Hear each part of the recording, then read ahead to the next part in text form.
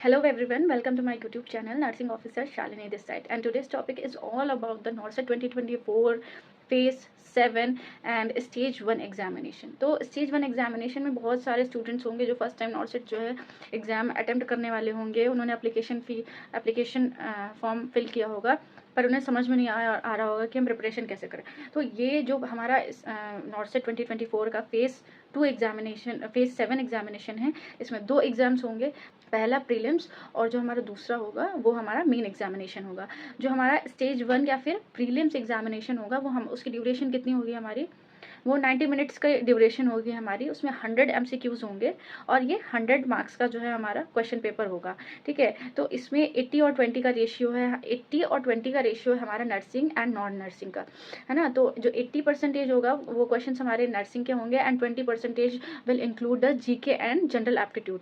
ठीक है, तो हमारा क्या होगा इसमें जो क्वेश्चन पेपर है हमारा वो कैसे होगा कि 5 सेक्शंस में हमारा क्वेश्चन पेपर डिवाइड होगा और हर सेक्शन में 20 क्वेश्चंस होंगे और हर सेक्शन को अटेम्प्ट करने के लिए हमारे पास 18 मिनट्स होंगे। ठीक है, तो इसमें क्या होगा, जो पैटर्न हमारा फॉलो होगा, जैसे नॉर्मली हमारे जो दूसरे एग्जाम्स होते हैं, फॉर एग्जांपल जो हमारे SGPGI के एग्जाम हुए थे और RML के एग्जाम हुए थे, उसमें हम क्या था कि हमारे पास 100 क्वेश्चंस अवेलेबल थे, पर हम उसको क्या कर सकते हैं, बाद में रिव्यू कर सकते हैं। अगर आप कुछ ऐसे क्वेश्चन होते हैं जिसमें हमें डाउट होता है कि तो हम उसको बात के लिए रखते हैं, पर ध्यान रखिएगा इस एग्ज़ाम में ऐसा कुछ भी नहीं है। तो जो भी सेक्शन आपको जिस टाइम अपीयर होगा, you have to answer it correctly, only that time you will not be able to review the question paper or review a particular question for later।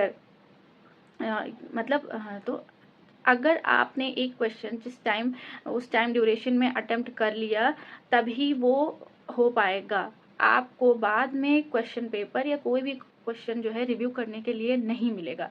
ठीक है, तो उसको तो क्वेश्चन पेपर में कैसे होगा, फॉर एग्जाम्पल अगर सेक्शन 1 आपके सामने अपीयर हुआ है 18 मिनट्स के लिए और उसमें 20 क्वेश्चंस अपीयर होंगे, तो वो एक प्री सेट कंडीशन होगी उसमें कि आफ्टर 20 मिनट्स वो जो भी पार्ट आप जो भी सेक्शन अटेम्प्ट कर रहे होंगे वो अपने आप डिसअपियर हो जाएगा। देन उसके बाद हमारा नेक्स्ट सेक्शन जो है वो ऑटोमेटिकली स्टार्ट हो जाएगा।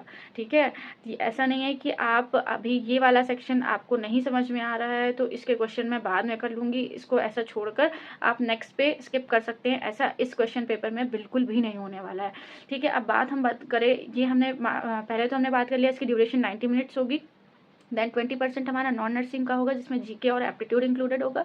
80% हमारे नर्सिंग के सब्जेक्ट से रिलेटेड होगा और जो क्वेश्चन पेपर होगा वो 5 सेक्शंस में डिवाइडेड होगा। Each section will contain 20 questions और हर सेक्शन की ड्यूरेशन होगी हमारी 18 मिनट्स। ठीक है, अब अगर हम बात करें जो हमारे क्वालिफाइंग मार्क्स होंगे इस प्रीलिमिनरी या स्टेज 1 एग्जाम के, तो उसमें स्टेज 1 में जो हमारी अनरिजर्व्ड और EWS की कैटेगरी है 50% मार्क्स जो है आपको चाहिए ही चाहिए होंगे इस एग्ज़ाम को क्वालिफाई करने के लिए, है ना। एंड अगर हम बात करें कि हमारा OBC का कितने क्वालिफाइंग मार्क्स होंगे, दैट इज़ 45%।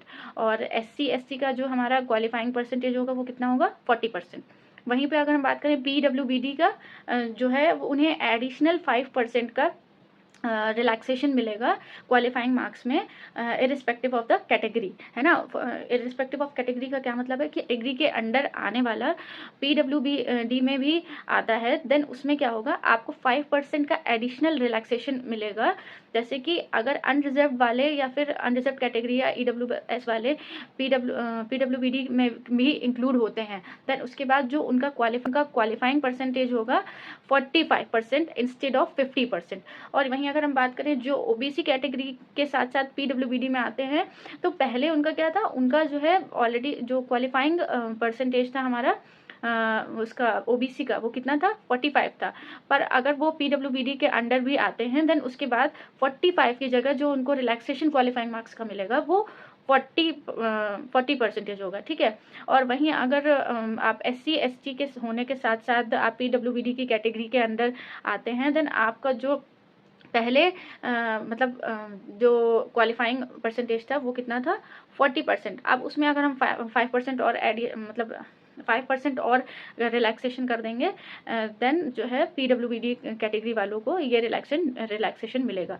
तो यानी कि अगर आप अनरिजर्व्ड और EWS की कैटेगरी के अंडर आते हैं तो आपका क्वालिफाइंग परसेंटेज होना चाहिए 50%, और इसी के साथ अगर PWBD की कैटेगरी के अंडर भी आते हैं then your qualifying marks will be the 45%।